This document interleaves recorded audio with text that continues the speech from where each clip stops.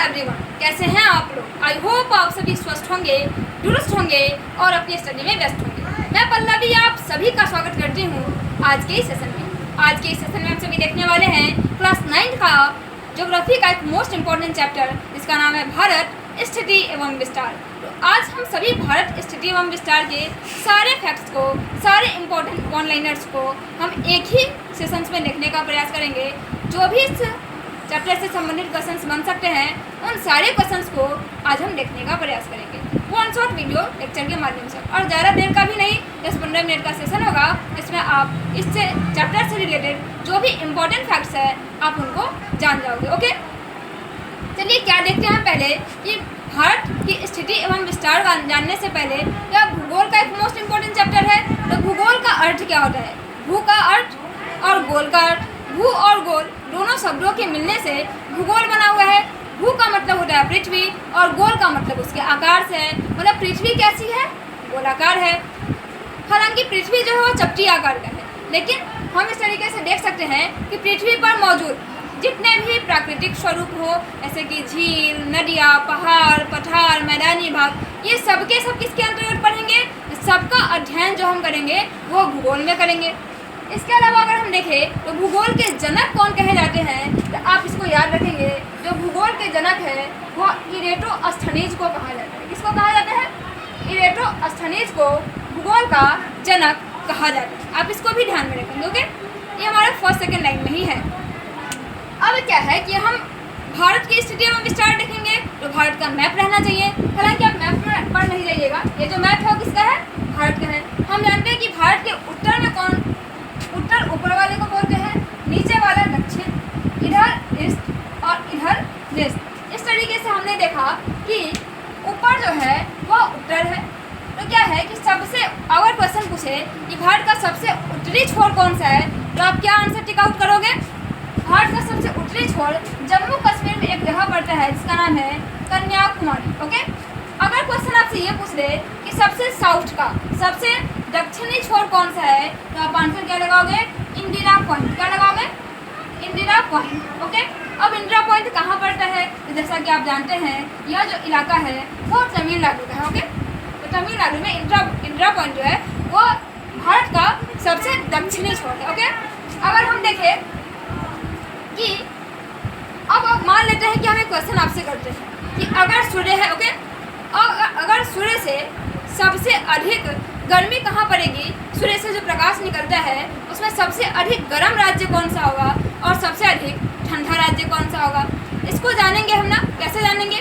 हम देखते हैं कि यह जो हमारा भारत है वह पूरे विश्व के कहाँ स्थित है?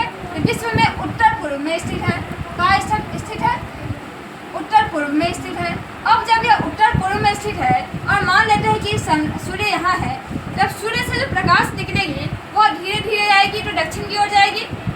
जब दक्षिण की ओर जाएगी तो दक्षिण में सूर्य का प्रकाश सबसे अधिक पहले पहुँचेगा, और जो सबसे अधिक पहले सूर्य का प्रकाश यहाँ पहुँचेगा, इसका मतलब यह है कि जो दक्षिणी भारत का जो क्षेत्र होगा वहाँ अधिक गर्मी पड़ेगी और धीरे धीरे सूर्य का प्रकाश चलते चलते जम्मू कश्मीर तक जाएगी।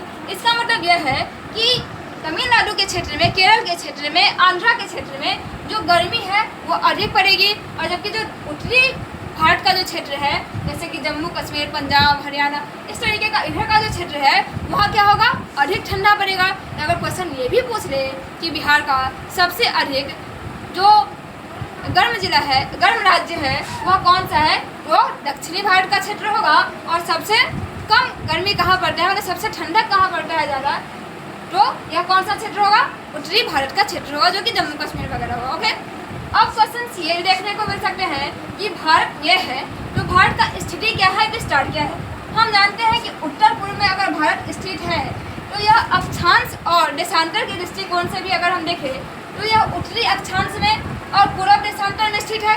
उत्तरी अक्षांश की अगर बात करें तो 8 डिग्री 4 मिनट दक्षिणी छोर पर आएगा और उत्तरी छोर पर 37 डिग्री 6 मिनट। ओके, अगर हम पूर्वी और पश्चिमी का बात करें तो पूर्व में 97 डिग्री 25 मिनट और पश्चिम में 68 डिग्री 60 मिनट। यह इसका देशांतरीय विस्तार होगा और यह इसका अक्षांशीय विस्तार होगा। ओके, अगर हम आगे ये देखें, हम जानते हैं कि इससे नीचे वाला अरब सागर का क्षेत्र है, इससे ये जो गुजरात का क्षेत्र है, इससे इधर जम्मू कश्मीर का क्षेत्र है, और इधर का जो क्षेत्र है पश्चिम बंगाल के बाद, बांग्लादेश के बाद इधर यह जो है बंगाल की खाड़ी का क्षेत्र है। तो अधिकतर जो क्षेत्र है वह किससे जुड़ा हुआ है? तो स्थल सीमा रेखा से जो क्षेत्र है वो 15,200 किलोमीटर का जो क्षेत्र है स्थल सीमा रेखा, भारतीय स्थलीय सीमा रेखा की लंबाई जो है कुल वो 15,200 किलोमीटर है। और अगर भारतीय तट रेखा की लंबाई देखा जाए तो 7,516.6 किलोमीटर है। आप इसको भी ध्यान में रखेंगे। स्थल सीमा से कितना है लगा हुआ? तो 15,200 किलोमीटर। और भारतीय तट रेखा की लंबाई कितनी है? तो 16 it means 7,516.6 kilometre. Okay, 7,516.6 kilometre. Okay, ये जो है भारतीय तट रेखा की लंबाई है। और भारतीय स्थल सीमा रेखा की लंबाई कुल कितनी है? 15,200 किलोमीटर। ओके, अब क्वेश्चन ये देखने को मिल सकते हैं कि यह भारत के जो पड़ोसी देश है वह कौन कौन से हैं। तो भारत के पड़ोसी देश की अगर हम चर्चा करें, यहाँ लिखते हैं भारत का पड़ोसी देश। ओके, भारत के पड़ोसी देश। अब हम क्या देख रहे हैं, अगर आप मैप में ही देखें तो भारत में पड़ोसी देश में एक अफगानिस्तान दिखाई दे रहा है आपको, दूसरे नंबर में पाकिस्तान दिखाई दे रहा है, तीसरे नंबर में अगर हम बात करें तो यहाँ बांग्लादेश दिखाई दे रहा है, 4 नंबर में बात करें तो नेपाल, 5 में भूटान, 6 में चाइना। इस तरीके से हम देखें तो भारत के पड़ोसी देश कौन कौन से हो जाएंगे?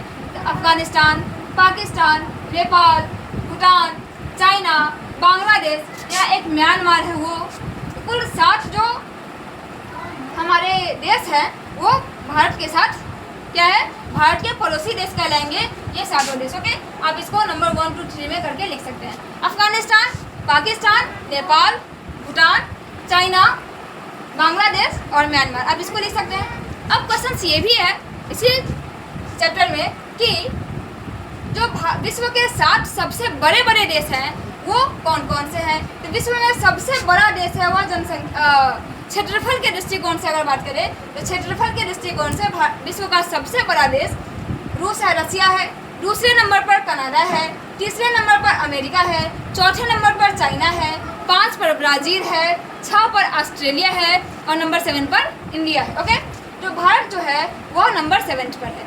7वां सबसे बड़ा देश है विश्व में हमारा कौन सा? तो भारत। भारत विश्व का 7वां सबसे बड़ा देश है।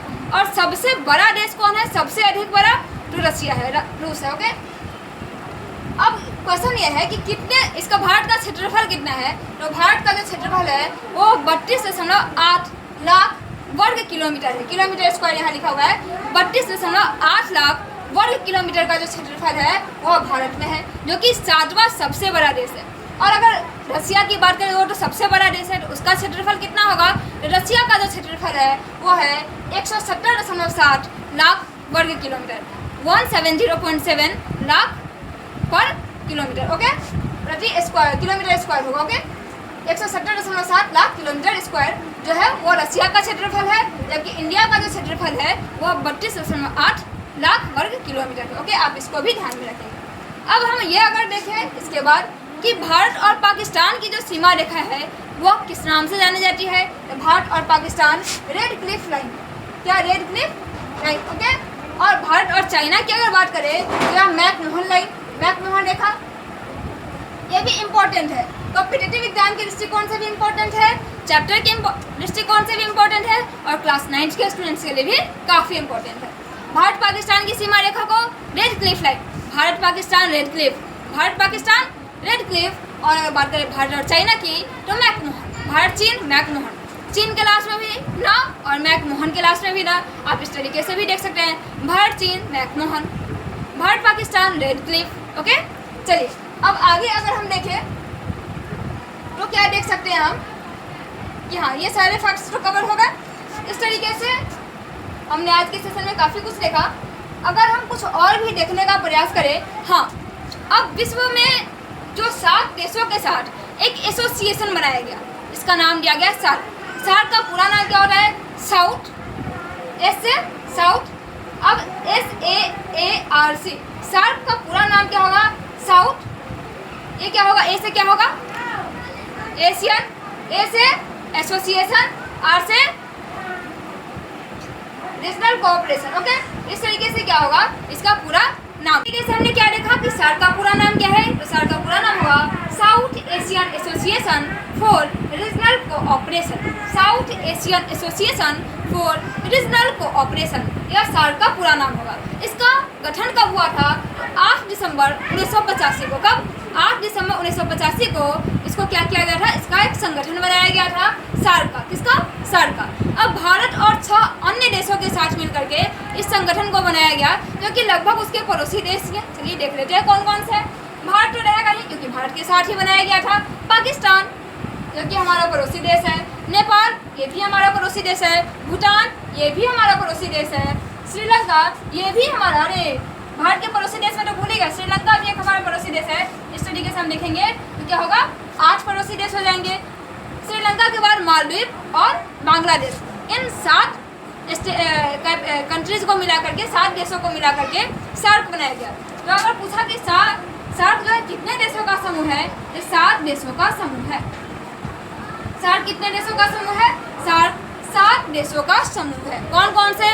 भारत, पाकिस्तान, नेपाल, भूटान, श्रीलंका, मालदीव और म्यांमार और बांग्लादेश। क्या है? भारत, पाकिस्तान, नेपाल, भूटान, श्रीलंका, मालदीव और बांग्लादेश, इन 7 देशों को मिला करके सार्क मतलब south Asian association for regional cooperation का एक संगठन बनाया गया है। इसकी स्थापना 8 दिसंबर 1985 को हुई है। आप इस कॉन्सेप्ट को भी ध्यान में रखेंगे, क्योंकि ये आपके एग्जाम के दृष्टिकोण से भी काफ़ी इंपॉर्टेंट है। अगर आप किसी कॉम्पिटिटिव एग्जाम की तैयारी कर रहे हो या फिर आप किसी भी एग्जाम की तैयारी कर रहे हो, क्लास 9th में हो, फिर भी आपके लिए इंपॉर्टेंट है। ओके, इस तरीके से हमने देखा कि सार्क का किस तरीके से हुआ था। अब आगे चल करके बिम्स्टेक के बारे में भी देखना है, लेकिन इस चैप्टर्स में नहीं देख रहा, तो हम इसको यहाँ नहीं देखते। ओके, इस तरीके से हमने इस पूरे कॉन्सेप्ट को आज की सेशन में कवर करा। ओके, जो भी कॉन्सेप्ट छूट गए होंगे उसको मैं आने वाले सेशन में कंप्लीट कराने का पूरा प्रयास करूँगी। तो आज के सेशन में इतना ही रहने देते हैं। हम फिर मिलते हैं नेक्स्ट सेशन में नए टॉपिक के साथ, किसी नए वीडियो के साथ। आप सभी अपना ध्यान रखें। हमारे साथ अंत तक बने रहने के लिए आप सबों का बहुत बहुत धन्यवाद। Thank you so much.